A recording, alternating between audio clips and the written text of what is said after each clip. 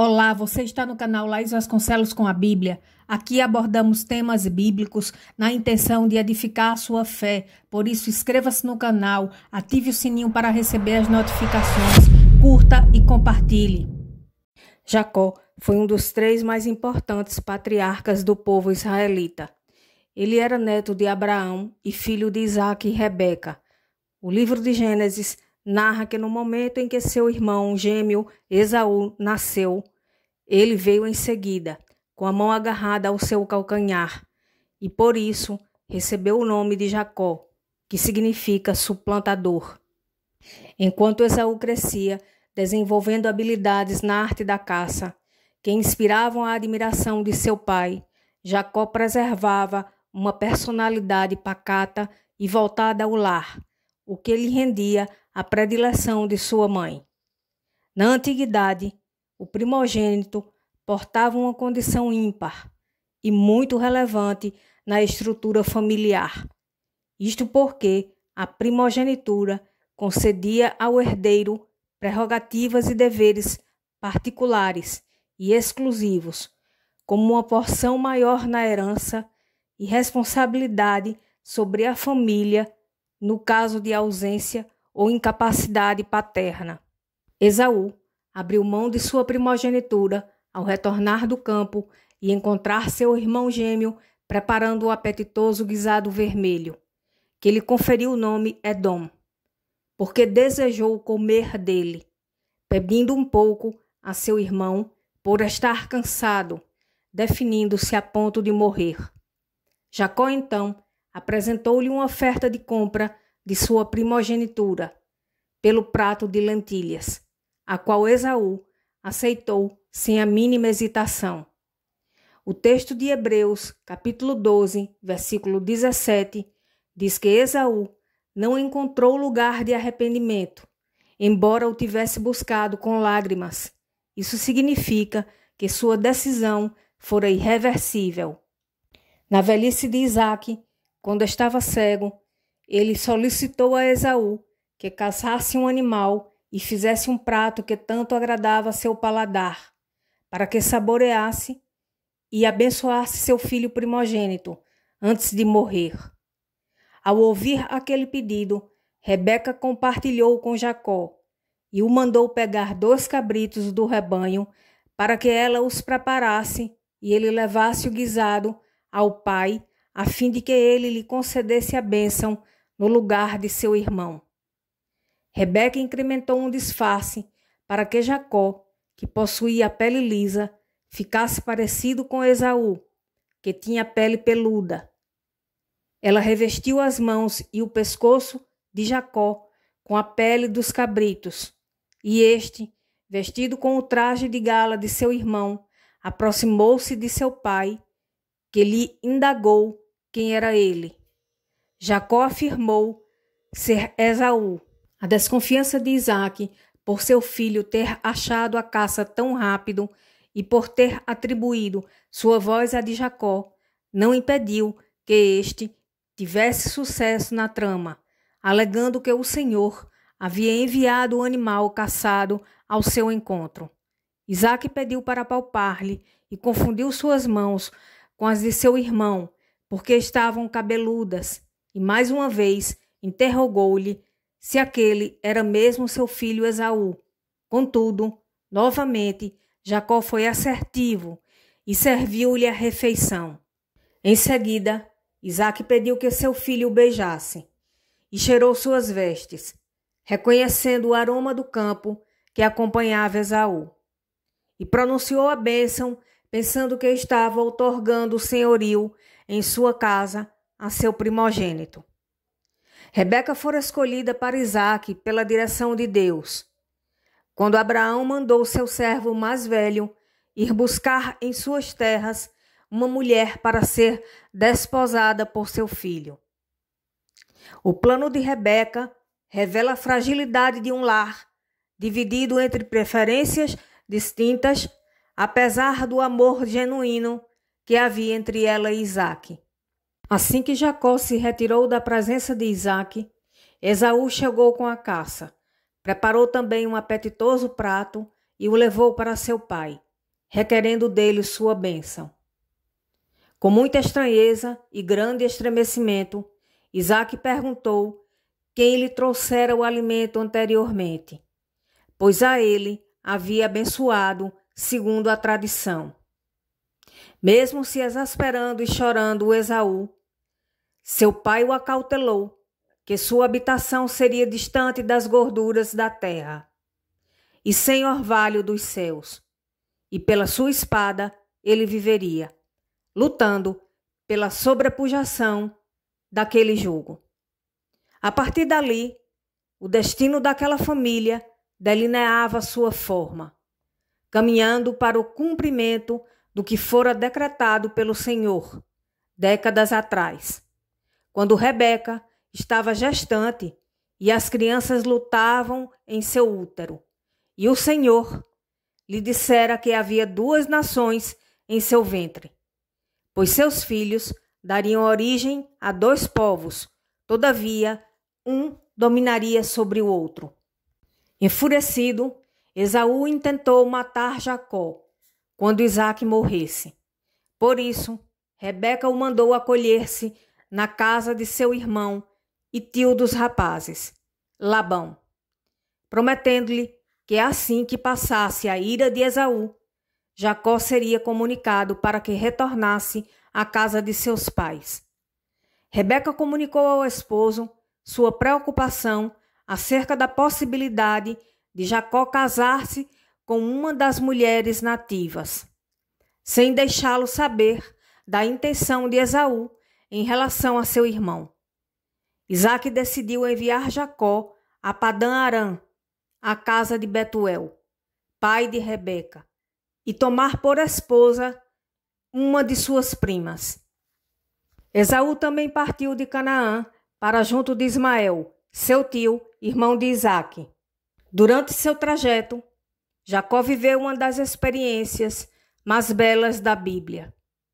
Ao pernoitar em um lugar, ele usou uma pedra como travesseiro e sonhou com uma escada posta na terra que tocava os céus, e os anjos de Deus subiam e desciam por ela.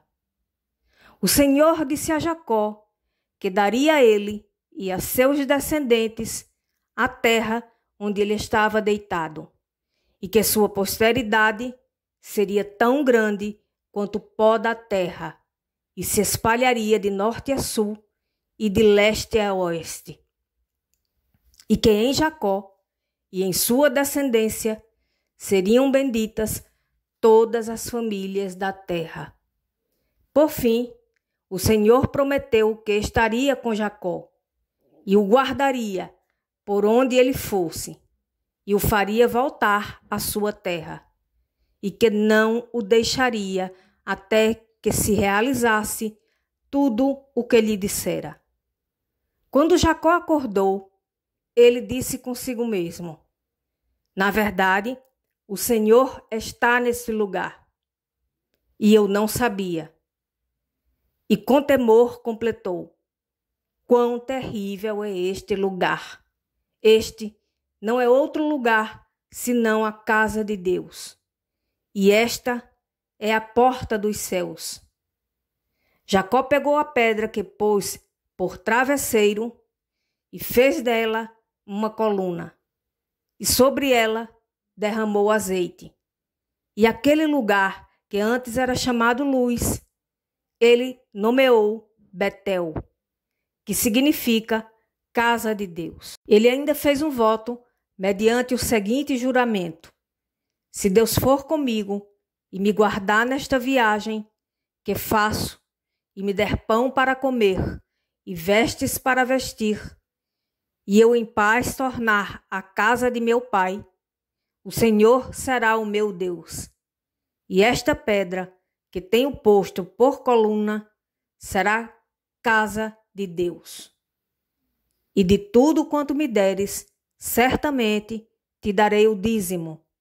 Quando Jacó chegou ao seu destino, viu um poço que estava tampado por uma grande pedra e 3 rebanhos de ovelhas deitados junto dele. Ele perguntou aos homens que ali estavam se eles conheciam Labão. E neste instante, sua filha Raquel se aproximou com as ovelhas de seu pai. Jacó revolveu a pedra da boca do poço, para que o rebanho de Raquel bebesse água, e após apresentar-se à pastora, esta anunciou a seu pai a chegada de seu parente. Passado um mês da hospedagem de Jacó em Harã, Labão pediu que ele estabelecesse o preço do seu trabalho. Ele respondeu que trabalharia por 7 anos para Labão por Raquel, sua filha menor, a quem Jacó amava. Cumprindo-se o tempo negociado, Jacó reivindicou sua noiva ao seu pai, que preparou um banquete. Contudo, enganou-lhe e lhe deu Leia, sua filha mais velha. Ao confrontar seu sogro, Jacó recebeu a proposta de cumprir mais 7 anos de trabalho por Raquel, pois o costume ditava que a filha primogênita fosse entregue em casamento primeiro. Jacó concordou e trabalhou o tempo acordado e desposou sua amada. Leia havia tido 4 filhos, Ruben, Simeão, Levi e Judá, enquanto Raquel não gerava. Por isso, entregou a Jacó sua serva Bila, para que concebesse e por meio dela Raquel tivesse filhos. Bila gerou Dan e Naphtali. Como Leia não mais engravidava, deu também sua serva Zilpa a seu marido, para que concebesse por ela. Zilpa foi mãe de 2 filhos de Jacó, a saber, Gade e Aser. Posteriormente, Leia teve mais 2 filhos, aos quais chamou de Issacar e Zebulon, e também uma filha, chamada Diná. Só então, Raquel deu à luz um filho, ao qual pôs o nome de José. Foi neste ponto da trajetória de Jacó que ele pediu a Labão para ir embora com sua família. Porém, este não quis permitir, porque ficara sabendo que Deus o abençoava por causa de Jacó.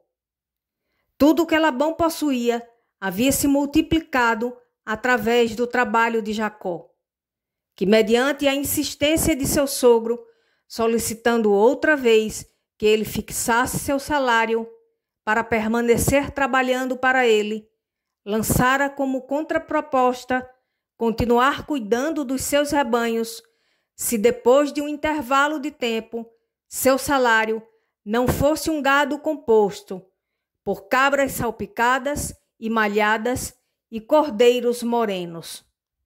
Jacó iria separar dentre os animais de Labão aqueles que tivessem essas características, e futuramente, quando Labão passasse em revista por sua criação, se houvesse algum caprino ou ovino sem a descrição anunciada, seria furto.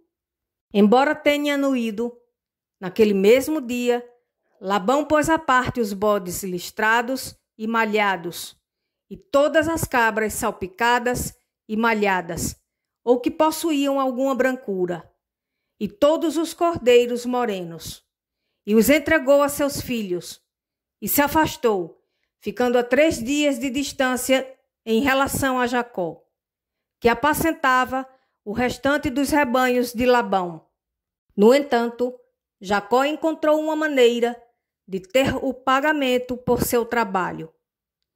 Ele pegou varas verdes descascadas de álamo, de amendoeira e de castanheiro e colocou na frente do rebanho, no local dos bebedouros, porque os animais concebiam quando iam tomar água, e assim as ovelhas geravam filhotes, listrados, salpicados e malhados. Jacó separou os cordeiros e colocou o rebanho, olhando no sentido dos animais, listrados e morenos, dentre o rebanho de Labão, e separou o seu rebanho do rebanho dele. Quando o rebanho forte concebia, Jacó colocava os galhos que descascara, fazendo aparecer listras brancas em sua frente nos bebedouros. Porém, não fazia desse jeito com os animais fracos, o que lhe conferia um rebanho forte, inverso ao de Labão, que integrava os animais fracos. Utilizando-se dessa estratégia, Jacó foi enriquecendo e acumulou um vasto rebanho, camelos, jumentos, servos e servas. Os filhos de Labão começaram a dizer que Jacó vinha tomando o que pertencia a seu pai, e que daquilo que fora dele tinha feito sua abastança.